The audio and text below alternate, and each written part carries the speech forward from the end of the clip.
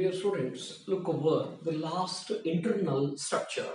Back to continuation part. I hope that you have remembered in anatomy of flowering plant. Initially, we have come across definition of anatomy. It deals with the study of internal structure. Followed by that, you have come across definition of cell tissue. Plant tissues are broadly classified into two groups: meristematic tissue and permanent tissue. Under meristematic tissue, I come across classification: apical meristem, intercalary meristem, lateral meristem. Followed by that, you have come across three simple permanent tissues: parenchyma, collenchyma, sclerenchyma. Then I introduced two complex permanent tissues, namely xylem and phloem. Followed by that xylem and phloem, you have come across internal structure of the dicot stem. Internal structure of the dicot stem. Followed by that, I introduced secondary growth in dicot stem. Secondary growth in a dicot stem. Followed by that, you have come across internal structure of monocot stem. Then I introduced internal structure of the dicot root. Followed by that, you have come across secondary growth in roots. Followed by that, I introduced internal structure of the monocot root, dicot leaf. Last left matter is internal structure of the monocot leaf. Internal structure of the monocot leaf. Monocot leaf is also called as isobilateral leaf. Monocot leaf is also called as isobilateral leaf. The name isobilateral, you look over once, you will get the idea. Iso means similar. The name isobilateral is derived from Greek. Iso means similar, bi means two, lateral means sides. Iso means similar, bi means two, lateral means sides. So two sides are similar, that is dorsal and ventral sides are similar because they are equally exposed to the sunlight. Monocot leaf is also called as isobilateral leaf. Iso means similar, bi means two, lateral means sides. So two sides are similar, that is dorsal and ventral sides are similar because they are equally exposed to the sunlight. It is also called as amphistomatic leaf because stomatas are equally distributed both on the upper and lower epidermis. Stomatas are equally distributed both on the upper and lower epidermis. It is also called as unifacial leaf because it is having only one face.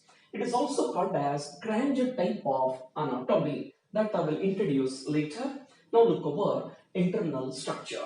When you take the transverse section of a monocot leaf, you will get two regions, namely epidermis and mesophyll. Epidermis is the covering tissue. Epidermis is the covering tissue. It is further differentiated into upper epidermis and lower epidermis. Epidermis is the covering tissue. It is further differentiated into upper epidermis and lower epidermis. Upper epidermis is having some large, upper epidermis is having a large empty colorless cells.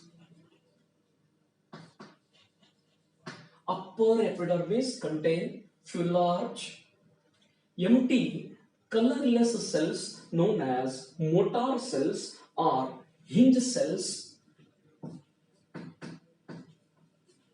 Hinge cells or bulliform cells.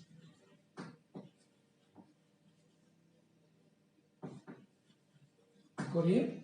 Upper epidermis contain few large empty colorless cells known as motor cells or hinge cells or bulliform cells. These cells helps in the inner rolling of the leaf lamina. It helps in the inner rolling of the leaf lamina by losing the turgidity at the time of high temperature. It helps in the inner rolling of the leaf lamina by losing the turgidity at the time of high temperature. Now question arises, what is the meaning of turgidity? When water will enter inside the cells, cell will become turgid. When water will enter inside the cell, cells will become turgid. When the cell will loses the water, they will become flaccid. When water enter inside the cell, cell will become turgid. When the cell will loses the water, they will become flaccid. When the water will enter inside the motor cells, leaf will expand in size. Okay, when the water will enter inside the motor cells or hinge cells or bulliform cells, leaf surface expands. At the same time, you can easily think when the cells will loses the water or when the motor cells will become flaccid, then the leaf surface will decreases in size. Actually, it is a simple mechanism to check the rate of transpiration or to avoid the loss of water. Lower epidermis is similar to that of the upper epidermis. Lower epidermis is almost similar to that of upper epidermis, but it lacks motor cells. Look over here. Epidermis is the covering tissue. It is further differentiated into upper and lower epidermis. Upper epidermis is almost similar to that of the lower epidermis, but upper epidermis is having some large, empty, colorless cells known as motor cells. Motor cells are absent in the lower epidermis. Next is mesophyll. The green ground tissue system, that lies in between upper and lower epidermis is called as mesophyll. The region present in between upper and lower epidermis is called as mesophyll. Mesophyll is homogeneous, dicot leaf heterogeneous because it is composed of both palisade and spongy cells. But here it is homogeneous because it is composed of only spongy cells. It is composed of only spongy cells. You know, spongy cells are oval or spherical or irregular in shape. They are oval or spherical or irregular in shape. They are loosely arranged with intercellular space. Cells contain chloroplast and are involved in the process of photosynthesis. The region present in between upper and lower epidermis is called as mesophyll. Mesophyll is homogeneous. Homogeneous means it is composed of only spongy cells. Cells are oval or spherical or irregular in shape. They are loosely arranged with intercellular space. Cells contain chloroplast and are involved in the process of photosynthesis. Last matter is vascular bundles. Vascular bundles are conjoint, closed and enlarged. Vascular bundles are conjoint, closed and enlarged. Conjoint, xylem and phloem will lie on the same radius. In conjoint, xylem and phloem will lie on the same radius. Closed means cambium is absent.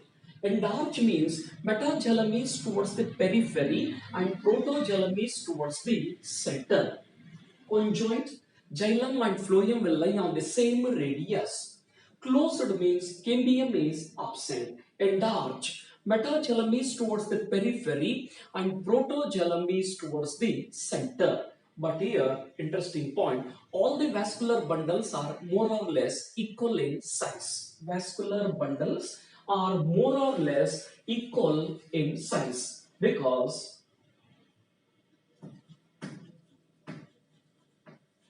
of parallel venation. So I hope that you have remembered this matter.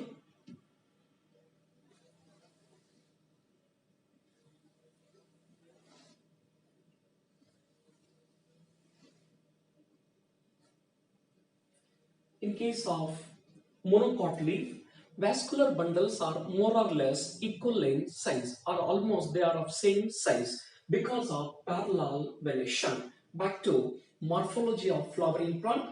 I hope that you have remembered venation. The mode of arrangement of veins and ventlets on the leaf lamina is called as venation. The mode of arrangement of veins and ventlets on the leaf lamina is called as venation.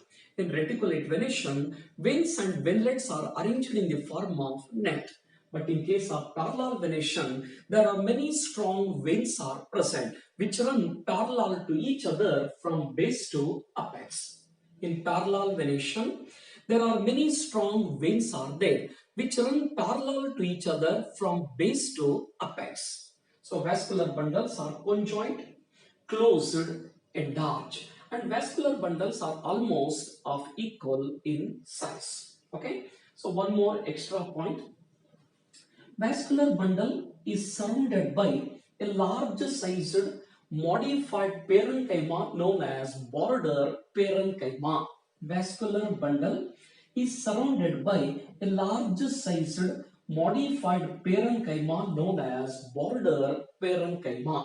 This border parenchyma cells contain chloroplast without grana. Please remember this point for CET purpose. Vascular bundle is surrounded by a large sized modified parenchyma known as border parenchyma. Border parenchyma. This border parenchyma cells contain chloroplast without grana. So this special anatomy has been called cranch type of anatomy because it was first discovered by the scientist Cranch. As a mark of honor, it is called as cranch type of anatomy. Don't bother about this word. Later you are going to study in detail in photosynthesis and respiration chapter. Actually, the name cranch is derived from Germany. Cranch means a ring of Rith. A ring of Rith. Ring means circular. Rith means cells are compactly arranged or tightly arranged without any intercellular space. So that ends internal structure of monocot leaf or isobilateral leaf or amphistomatic leaf or cranch type of anatomy or unifacial leaf. Now, I would like to provide you one important note. Dear students, you have to take care of each and every line of NCRT. Each and every line of NCRT. Because based on that, they are going to arise questions in the NEET and even in KCET examination. Take care of each and every line of NCRT. Even in my printed notes, I given few differences. That differences also you have to take care. In my printed notes, I given few differences.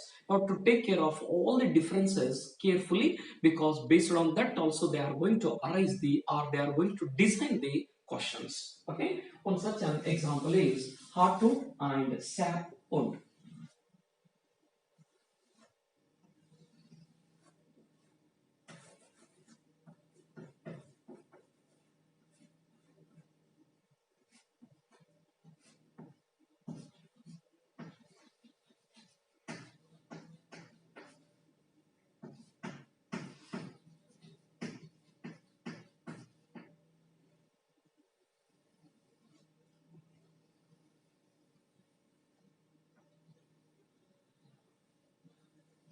Okay, now look over few differences. Don't hide the matter, try to remember the points. First point.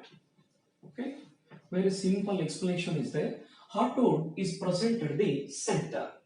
Heartwood is present at the center. Sapwood is present at the periphery. Heartwood is present at the center, whereas sapwood is present at the periphery. Okay, second difference. Heartwood is composed of dead cells. Heartwood is composed of dead cells, whereas sapwood is composed of living cells. Heartwood is blocked due to deposition of organic compounds, tannin, resins, etc. First point, heartwood is present at the center. Sapwood is present at the periphery. Second point, heartwood is composed of dead cells, whereas sapwood is composed of living cells. Third point, heartwood is blocked due to deposition of organic compounds, tannin, resins, etc.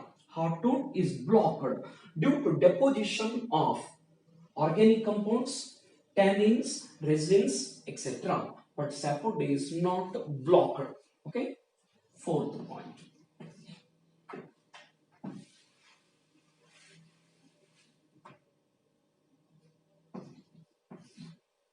In case of heartwood, xylem is non-functional. In heartwood, xylem is non-functional. But whereas in case of sapwood, xylem is functional. Based on this point, you can design one more difference.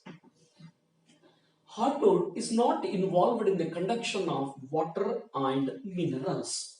Heartwood is not involved in the conduction of water and minerals. But whereas sapwood is involved in the conduction of water and minerals. Okay? Heartwood is heavy, whereas sapwood is light. Heartwood is heavy, sapwood is light in weight.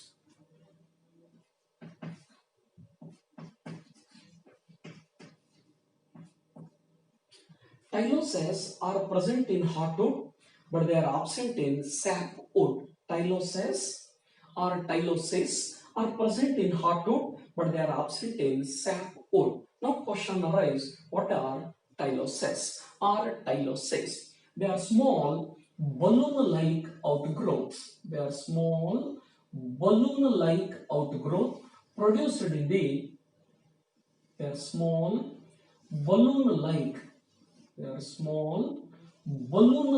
outgrowth produced by the walls of tracheids and vessels.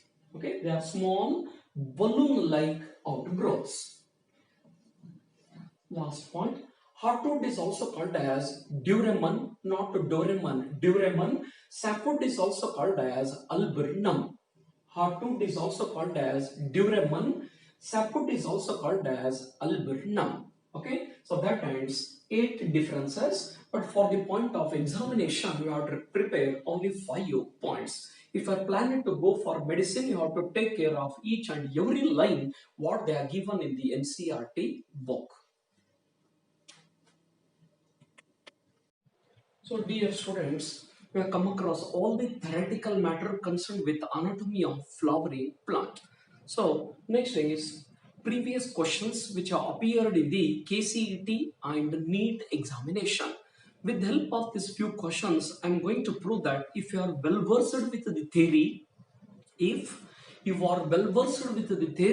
then it is very convenient for you to trap the CET questions. Okay, so KCET 2020 they have not arranged any question based on this chapter. But in NEET 2020, they asked only one question. Look at that question. Identify the incorrect. So I have to read the question carefully. Identify the incorrect statement, not correct. It is incorrect statement. Number 1, sapwood is involved in the conduction of water and minerals from root to leaf. This line is correct. Sapwood is involved in the conduction of water and minerals because in case of heartwood, xylem is non-functional. But whereas in case of sapwood, xylem is functional. In heartwood, xylem is non-functional. But in sapwood, xylem is functional. Based on that, you can easily guess that it is involved in the conduction of water and minerals from root to leaf. Second, sapwood is the innermost secondary xylem. Actually, it is not innermost, it is outermost. As previously I covered this line, heartwood is present at the center, sapwood is present at the periphery. So sapwood is the innermost secondary xylem and is lighter in color. Color is light, It is correct. But it is not the innermost, it is the outermost. So the correct answer is second one. Due to deposition of tannin, resins, etc., hardwood is dark in color. This line is also correct. Hardwood is dark in color due to deposition of organic compounds, tannin, resin, etc. Fourth option, hardwood does not conduct water but gives mechanical support. This line is also correct because in hardwood, Xylem is non-functional. Okay, Xylem is non-functional. Our KCET 2019 question. KCET 2019. The tree growing in temperature regions. Look over the question carefully. The tree growing in temperature regions show clear demarcation between springwood and autumn wood. This is because you know already the activity of the cambium is influenced by the changing season. The activity of the cambium is influenced by the changing season. There is more growth during rainy season and less growth during summer season. The wood which is produced during rainy season is called as spring wood, and the one which is produced during summer is called as summer wood or autumn wood. Spring wood and summer wood together jointly constitute one annual ring. Each ring will represent 1 year of growth. So by counting the number of annual rings, you can easily determine the age of a tree. And as already I mentioned, it is possible for you to calculate the age of the tree after cutting the stem. Okay. The climatic conditions are uniform throughout the year. Listen, wrong line. The climatic conditions are not uniform throughout the year. As clearly I mentioned, activity of the cambium is influenced by the changing season. There is more growth during rainy season and less growth during summer season. Okay. Third option, the water stress is more. That is, on one way, little water stress is there. The temperature is high. So correct answer is the climatic conditions are not uniform throughout the year. Okay.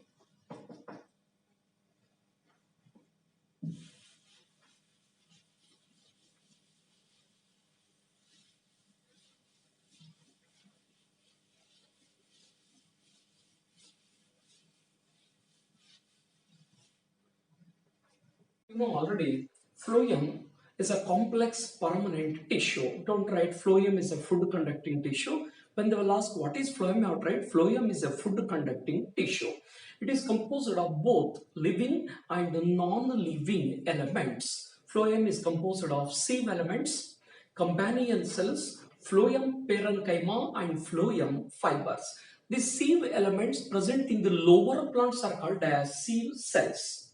The sieve elements present in the lower plants are called as sieve cells, and those which are present in the higher plants are called as sieve tubes.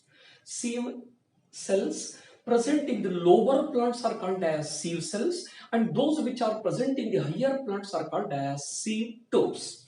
Sieve tube is always associated with the companion cells, but whereas sieve cells are associated with the albuminous cells. Based on this idea, look over the point carefully. Phloem in gymnosperm, you know gymnosperm will come under lower group. Plants are broadly classified into two major groups: lower plants, higher plants. Okay, gymnosperm will come under lower plants. Phloem in gymnosperm will lack, first option, companion cells only, both sieve tubes and companion cells. Third is albuminous cells and sieve cells. Sieve tubes only. The correct answer is it will lack both the sieve tubes and companion cells. Instead of sieve tube, they are having sieve cell, which is associated with the albuminous cells, or you can call it as a Strasburger cells. Strasburger cells. So, you have come across already internal structure of the monocot leaf. Under that, many examples are there, including grass. Grass leaves curl inwards. Grass leaves curl inwards during very dry weather. Select the most appropriate reason from the following. Look over the question. Grass leaves. Instead of grass, they can also utilize the example Indian corn plant. Okay, Indian corn plant. Scientific name also you have to remember. Indian corn plant. Grass leaves curl inwards during very dry weather. Select the most appropriate reason from the following. You know already. Upper epidermis of the monocot leaf contain few large empty colorless cells known as motor cells or hinge cells, and I requested you to remember one more alternate name, bulliform cells.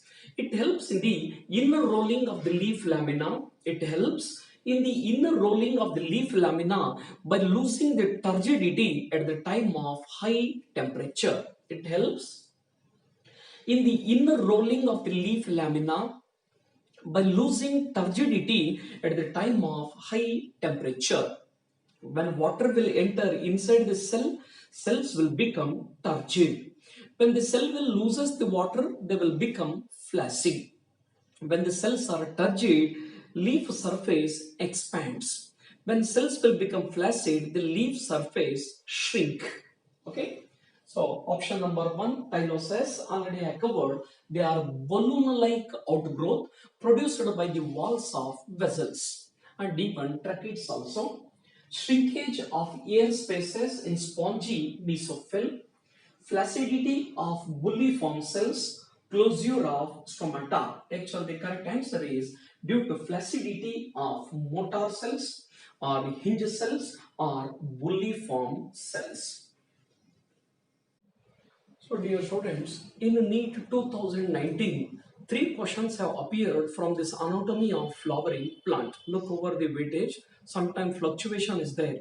In NEET 2019, total three questions have arisen from this chapter. Which of the statements given below is not true about formation of annual rings in trees? As already I mentioned this matter, activity of the cambium is influenced by the changing season. There is more growth during rainy season, less growth during summer season. The wood which is produced during rainy season is called as spring wood, and the one which is produced during summer is called as summer wood. Spring wood and summer wood together jointly constitute one annual ring. Each ring will represent 1 year of growth. So by counting the number of annual rings, you can easily determine the age of a tree. But there is no lot of climatic changes are noticed during winter season. And even please remember, annual rings are not noticed in the plants which are growing near seashore. Please remember this line. The annual rings are not clearly distinguishable in the plants which are growing near seashore.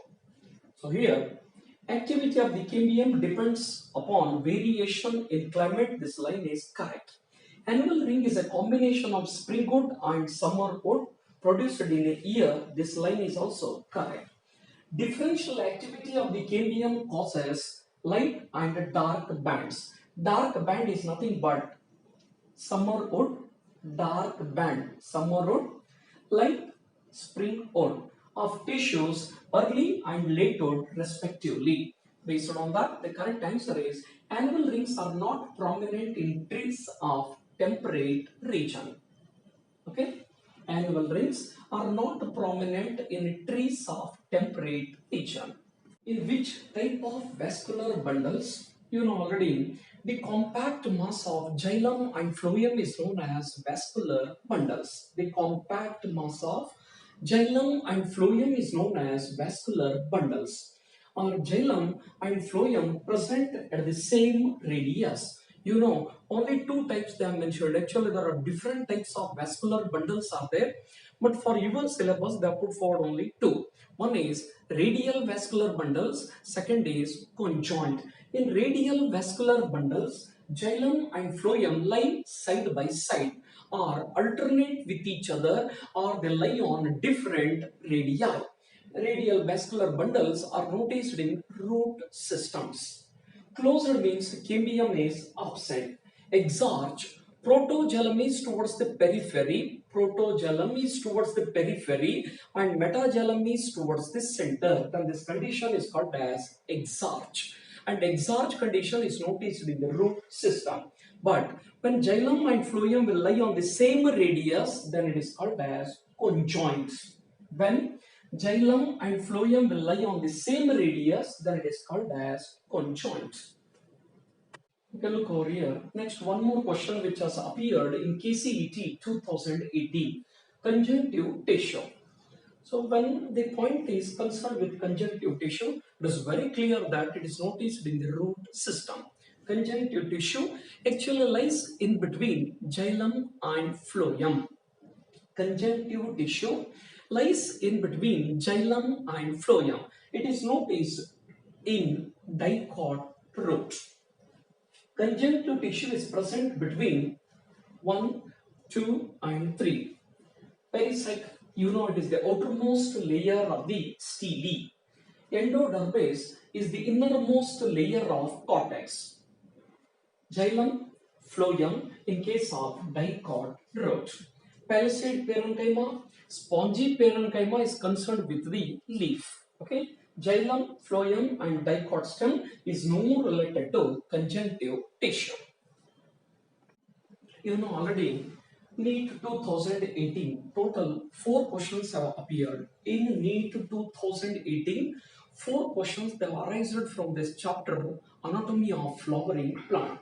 Stomata, you know, minute openings present on the surface of the young stem and leaves. Stomata in grass leaf. Grass will come under monocot.